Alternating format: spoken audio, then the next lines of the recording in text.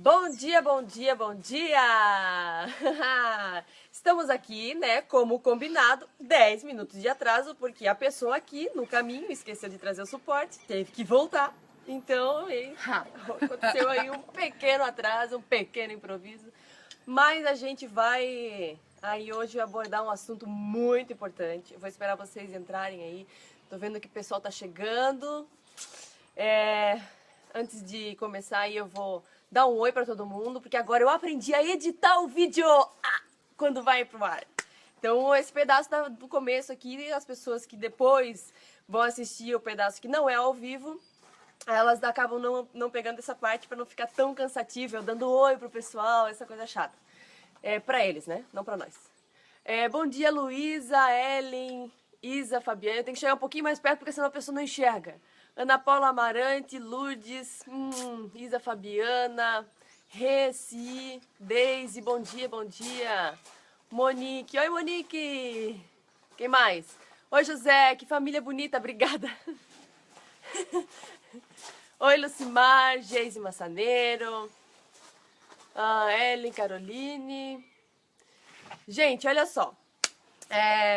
Depois eu vou editar essa parte aí que eu tô falando com vocês, só para dar um oi aí, umas boas-vindas a vocês. Bom dia para as lindas irmãs. Obrigada, Tassi. A Mel.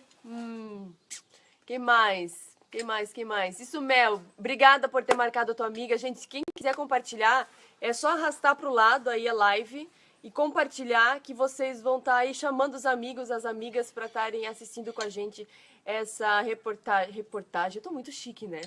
Não, eu tô muito chique. Ai, voltei. Eu tô muito chique, né, gente? Entrevista com médico, entrevista com enfermeira, entrevista com isso. Eu tô muito chique. Como dizem, né? Do sagu para o mundo. Ai, meu Deus do céu. Bom dia, Ana Lúcia. Gente, a Jaqueline tá aí, porque se eu não der um oi pra Jaqueline, ela vai me matar.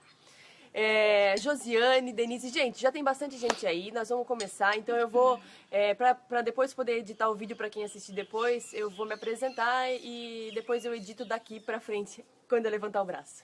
Daí eu já sei, né, que é daqui pra frente que eu tenho que editar. Gente, bom dia, eu me chamo Lari, sou mais conhecida, né, meu nome é Larissa, todo mundo me conhece por Lari, eu sou, não sei se eu sou blogueira ainda, mas, né, as pessoas estão achando que eu sou blogueira. Eu tô aqui hoje para essa entrevista maravilhosa com esse tema super importante, que é um tema que a gente pode aí estar salvando vidas, na verdade, que é a síndrome do bebê sacudido, que eu tava pesquisando no Google e não vi, assim, grandes abordagens aqui no Brasil. Pois bem, eu estou aqui com a minha irmã, ela é enfermeira, Juliana, e ela vai estar falando para vocês um pouquinho dessa síndrome que às vezes a gente acha que é bobagem, passa despercebido pelos pais, pelos tios, pelos avós, vai fazer uma brincadeira com o bebê e aí não sabe o perigo que a gente está aí correndo e transmitindo para essa criança. A Juliana vai se apresentar, vai falar a formação dela e vai aí começar a dar essas explicações para a gente. Bom dia, pessoal, tudo bem? Quero primeiramente agradecer a oportunidade de estar abordando esse assunto com vocês. É de extrema relevância esse assunto. É um assunto que quase não é abordado, mas que pode salvar vidas. Meu nome é Juliana, eu sou casada, eu tenho 17 anos de formação e eu sou especialista em emergência. Me especializei lá na PUC, lá no Paraná. E nessa caminhada toda que eu tenho da minha carreira, eu já vi muita coisa ruim, mas também já vi muita coisa boa. As coisas ruins a gente tenta melhorar e fazer com que elas não aconteçam mais. Isso se chama prevenção. Fazendo a prevenção, a gente consegue com que menos pessoas batam na porta da emergência, fazendo com que a gente tenha não tanto dentro da saúde, não tanto um tratamento, mas sim aquela prevenção para que isso não aconteça. Então a gente veio falar um pouco sobre o assunto que é a síndrome do bebê sacudido. Algo que as pessoas realmente, como a Larissa falou, aqui no Brasil não é quase abordado, infelizmente. Mas nós temos um amigo legista, um médico legista em Joinville, que ele veio para São Francisco, foi aí que eu conheci ele, e ele veio abordar esse assunto junto com os enfermeiros e os agentes comunitários de saúde, que são peça fundamental para estar carregando informações para as comunidades. O que seria, então, essa síndrome do bebê sacudido? Quando a gente vai brincar com uma criança, a gente tem que ter muito cuidado quando a gente for manusear essa criança. Os bebês são pequenos, eles são frágeis e delicados. O bebê, em especial, ele tem a cabeça menor do que o corpo. E essa musculatura que a gente tem aqui no pescoço, ó, que faz a sustentação da cervical e da cabeça, os bebês ainda não têm bem formados e muito menos fortalecidos. Quando a gente pega um bebê, eu peguei aqui uma boneca da minha filha para fazer mais ou menos uma demonstração do que acontece. Quando você pega um bebê, sempre tem um tio, um vô, um pai, principalmente, que nós mães, a gente quase morre de susto, né? Que pega o bebê e joga para cima. E o bebê se mata de rir, né? E a gente ali achando gracinha. Quando o bebê é impulsionado para cima, como ele não tem essa sustentação aqui da cervical, a cabeça, ela vai para frente e volta para trás. E é esse momento, o momento mais crítico para que a síndrome do bebê sacudido aconteça. É um momento que passa despercebido, por quem nunca ouviu falar sobre esse assunto, mas é nesse momento que acontece. Por quê? A cabeça do bebê, aqui o crânio, primeiramente que ele não está totalmente fechado, que a gente chama de suturas. O osso da cabeça do bebê, ele tem que estar totalmente fechado, para que o cérebro esteja realmente protegido, o que não acontece em bebês. Esse fechamento desse osso só vai acontecer aos 2 anos de idade. Então, por isso que a gente tem que ter muito cuidado no manuseio até essa idade. É como se o cérebro ficasse solto? Exatamente. Existe um espaço dentro da cabeça do bebê, até mais ou menos 2 anos. Existe um espaço entre o cérebro e a caixa craniana, que é o que protege o nosso cérebro. É uma caixa que esconde um presentinho lá dentro. Nesse período, até 2 anos, o cérebro ele fica solto. E quando há essa impulsão ou esse chacoalho, a cabeça vai para trás e volta, o cérebro ele bate contra a caixa craniana na frente, atrás e dos lados, conforme o movimento que você fizer. E há uma conclusão cerebral, que é o que a gente chama. E nesse movimento, nesse trauma que acontece do cérebro contra a caixa craniana, lá dentro do cérebro, conforme o tamanho da força que é exercida na cabeça do bebê, nesse sacudido, forma as lesões, onde pode acontecer veias menores, vasos, né? Artérias e veias, pode acontecer o rompimento delas, causando o derramamento de sangue e hematomas dentro do cérebro. Então, por isso que a gente tem que ter cuidado e observar no manuseio. Obviamente, gente, que isso não tem a ver com o embalar do bebê. Sacudir é uma coisa. Embalar, protegendo a cervical, é outra coisa bem diferente. Por isso que quando a gente passa o bebê para as mãos de outra pessoa, a gente sempre tem que estar protegendo a cervical e a cabecinha, para que esse trauma não aconteça. Porque não tem firmeza ainda, né? Não tem musculatura suficiente. Isso. Outra brincadeira que é bem comum os familiares fazerem. A criança já está um pouquinho maior, por volta de 1 ano de idade mais ou menos. O que eles fazem? A criança já senta, eles colocam a criança no meio das pernas, seguram os bracinhos e faz aquela brincadeira do serrador. Serra, serra, serra, serrador. Isso. O que acontece? A cabeça vai lá e volta. E aí acontece a lesão. A criança pode ter... Aí vocês podem me perguntar, a criança apresenta alguma reação no momento? Normalmente não. Isso eu estou falando de situações corriqueiras do dia a dia, dentro da nossa família, dentro do ambiente domiciliar, né? No lar da gente. Eu estou falando de situações onde haja amor entre a família, onde esse bebê foi bem recebido, onde esse bebê foi querido e planejado. Claro que existem aquelas situações onde existe a violência contra a criança, né? O abuso, a violência, o trauma mesmo por agressão física e aonde a gente, se por acaso essa criança for para o pronto-socorro, obviamente ela vai ter outros sinais, né? Vai ter um hematoma, um machucado, e aí a gente já começa a desconfiar de uma síndrome do bebê sacudido. Mas e quando não tem isso?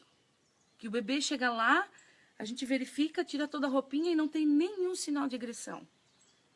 Aí a coisa fica um pouco complicada, porque daí a gente vai ter que começar a investigar a família. Porque às vezes um simples cair do berço também causa síndrome do bebê sacudido. Porque houve um trauma, houve um trauma do cérebro contra a caixa craniana que eu estava explicando para vocês anteriormente. Então, isso é muito sério, gente. Não é para vocês deixarem de pegar o bebê de vocês no colo. Não é para deixar de embalar esse bebê. Nem andar no carrinho, né? Porque às vezes o movimento do carrinho as Isso. pessoas acham que pode causar, mas não. Isso. O carrinho é outra coisa também. Aquele chacoalhar do carrinho não vai causar a síndrome do bebê sacudido. Não é esse o caso. Tem que exercer uma força maior para que isso aconteça. Mas por que a gente faz? Justamente, por que a gente fala sobre isso? Justamente pelas brincadeiras que acontecem e que não é difícil da gente encontrar um pai jogando um bebê para cima. Tá lá no parquinho, numa praça, tá feliz, a família tá junto. Aquele bebê é tão amado que as brincadeiras acontecem. A Sheila Nunes falou uma coisa bem importante. Nessa brincadeira de serrador, a minha irmã destroncou o punho do bebê nessa brincadeira. Então não é só, né? Não é somente aí a cabeça, é também o punho. Naquela brincadeira também de a gente pegar. Eu nunca fiz com a Lara pelo fato de saber, mas eu vejo muitos pais pegando pela mão e girando a criança. Também. Isso daí também faz deslocamento do ombro, deslocamento do cotovelo, eu acho que é isso, né? Faz Isso, nas articulações que ainda não estão bem formadas e fortalecidas. Nessa brincadeira de girar também pode acontecer a síndrome do bebê sacudido, sim. Também. Pelo fato da criança não ter a sustentação cervical. E a Andréa Paiva está perguntando quais são os danos que acontecem com o cérebro do bebê quando acontece a síndrome do bebê sacudido. Andréia, né? Andréa Paiva. Isso, Andréia Paiva. Boa pergunta. Eu já ia falar um pouquinho mais para frente para vocês sobre isso. As consequências são da mais leve até as últimas consequências, que é aquilo que a gente jamais quer que aconteça, que é o óbito dessa criança. Acontece de imediato os sinais? Não, não acontece. Pode ser que você brincou com o seu bebê agora, você ele sugou no seio, ou tomou uma mamadeira, deu o soninho, foi dormir. E pode ser que isso aconteça durante o sono. Ou dentro das 48 horas. Acontece de crianças terem essa lesão da síndrome do bebê sacudido e a família, os médicos vão descobrir lá na frente, na idade escolar, onde essa criança começa a apresentar um déficit de atenção, a hiperatividade não entra aqui, mas o déficit de atenção, uma dificuldade intelectual, né? Na aprendizagem, ela não consegue fixar o que ela está aprendendo na escola. E daí você vai parar para pensar, nossa, mas meu filho nunca caiu, eu nunca tive essa brincadeira, eu nunca joguei meu bebê para cima. Mas para bem para pensar, vê se tu não deixou com nenhuma babá, vê se tu não deixou com nenhum cuidador. Lembra, para pensar se não caiu do berço nenhuma vez, porque sempre há uma explicação. Se o problema não tem nenhum problema aparentemente visível, tenta resgatar isso bem lá no primeiro ano de idade, até o segundo, porque muitas vezes a gente acaba achando a explicação para isso. Alguém tem mais alguma pergunta? Nunca mais vou deixar fazer isso com meu filho. Isso mesmo, Juliana. Não deixa, não. Manda um oi para mim, oi Isadora. Daniele, nossa, muito bem explicada. Então, mamães, prestem atenção nessa dica muito importante mesmo. Gente, muito obrigada por vocês estarem aqui participando com a gente. Eu espero que vocês tenham gostado dessas explicações tão importantes e relevantes. A Lisa está falando, mega interessante, meu bebê tem 5 meses e vai ser muito necessário... nossa, eu não sabia dessa gravidade. E tem como tratar? A Eve está perguntando. A Eve Barbosa está perguntando se tem como tratar, depois que descobre Porque aí tem que, acho que... A lesão cerebral dificilmente ela é reversível, né? A gente sabe que os neurônios e a parte da a questão da parte do cérebro mesmo ali, né? Daquela massa que fica ali, ela é muito gelatinosa. Só que cada caso é um caso, depende da força que foi exercida nesse movimento com esse bebê. Então, tem que procurar um médico, tem que avaliar para ver quais são as possibilidades de reversão e tratamento. Eu não vi quem perguntou ali, desculpa, mas teve uma pergunta ali que ela tem um bebê de 1 ano e 9 meses e ele não fala. Meu marido, gente, foi falar com 4 anos. Isso. Então é muito da... 5 anos? 5 anos, gente. Foi falar com 5 anos. Pensa na Ô, preguiça. preguiça! Pensa na preguiça. Já apontava, e alguém lá e dava pra criança. Isso. Muitas vezes é por causa disso, às vezes é por experiência própria, né? Que às vezes ele apontava, a mãe ia lá e pegava, apontava, a tia ia lá e pegava, não obrigava ele a falar o que ele queria. Então, muitas vezes é meio que preguiça mesmo e falta de estímulo dos pais. Não tô falando que isso é o teu caso, esqueci o nome da pessoa ali. Não sei se isso é o teu caso, mas às vezes pode se dar uma policiada que às vezes, ou então leva numa fono, né? Estímulo, sim. Leva numa fono, de repente a fono pode estar te tirando essas dúvidas aí. Essa profissional é bem importante nos casos de dificuldade de fala, de dislalia, de déficit mesmo de atenção dentro da escola. Esse profissional resolve bastante coisas aí nesse sentido. Eu vi ali algumas pessoas também falando sobre a convulsão febril. Eu vou estar também abordando esse assunto, que é um videozinho aí até que está passando do bebezinho que está convulsionando, né? Tá passando bastante esse vídeo aí no Face, muitas pessoas estão compartilhando. A gente vai também abordar sobre esse assunto em breve. Quem mais? E o meu marido, além de falar só com 5 anos, ele também, os pais brincaram com ele de girar e ele tirou o ombro do lugar. E ele tem problema até hoje por causa do ombro que ficou fora do lugar, tá? Então, gente, vamos prestar atenção mesmo. Obrigada por vocês estarem aqui participando. Depois a Ju vai entrar aí, se tiver alguma pergunta que a gente não conseguiu, porque passa muito rápido aqui pra gente, a gente tá longe do celular.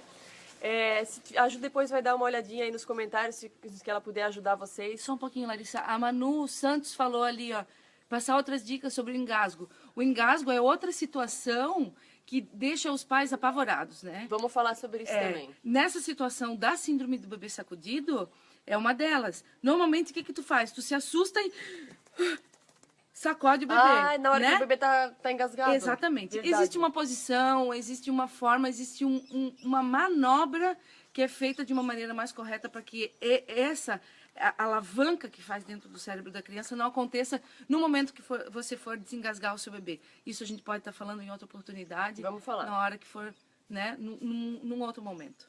Gente, muito obrigada. A gente vai ficando por aqui. Depois a Ju vai dar uma espiada aí nos comentários para ver se vocês precisam de mais alguma Giane, beijo. Alguma dúvida de vocês. E se vocês tiverem aí assuntos que vocês querem que a gente esteja abordando, eu vou estar procurando os profissionais aí para estar esclarecendo, convidando-os para a gente poder sempre ter esse bate-papo, tirando as nossas dúvidas, que eu acho mega importante e eu acho que é muito relevante. Tá bom? Um beijo grande. Ju, quer falar mais alguma coisa? Eu quero agradecer a oportunidade. Eu acho que a gente tem que, para prevenir, a gente tem que multiplicar as informações. Então, fica aí a informação, não é nem uma dica, é uma informação, porque isso é cientificamente comprovado. Os médicos, eles estão batendo, hoje em dia, eles estão batendo mais em cima dessa tecla do bebê, da síndrome do bebê sacudido. Esse médico legista lá, que é meu colega de trabalho também, me recebeu gentilmente ao telefone e ele deixou a informação de que provavelmente setembro, outubro, mais para o final do ano, Joinville estará fazendo uma grande campanha em torno desse assunto. Haverá palestras e as pessoas serão convidadas para estarem participando, porque ele é um grande disseminador dessa informação. Como ele é legista, ele viu N casos dessa situação.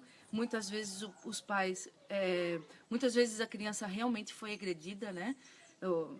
Infelizmente, isso existe muito, mas infelizmente também muitas vezes a criança sofreu essa lesão pelos pais não saberem dessa informação.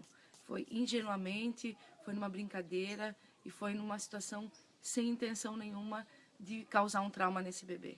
E isso é muito triste. Isso passa a não acontecer a partir do momento que você tem informação. E conto com vocês, para vocês também serem multiplicadores dessa informação dentro da família, de um colega de trabalho, de uma mãe que vai ganhar bebê agora, da avó, porque vó, tudo que ela puder fazer pelo seu neto, ela vai fazer e ela vai sair espalhando a informação pela cidade inteira. Então, a gente conta com vocês. A saúde é feita pelos moradores da cidade, é feito pelos cidadãos, é feito pelos usuários. Então, muito obrigada pela atenção e boa sorte para vocês, que os bebês de vocês tenham saúde e que só procurem a gente no posto de saúde para tomar vacina, para mais nada. Gente, um beijo, a gente vai ficando por aqui e eu volto a qualquer hora com mais assuntos. Mandem pra gente assuntos aí que vocês querem que a gente esteja falando, que a gente vai estar aí abordando tudo. Vi alguém pedindo ali autismo, vamos falar também, tá? Um beijo grande, fiquem com Deus e até a qualquer hora.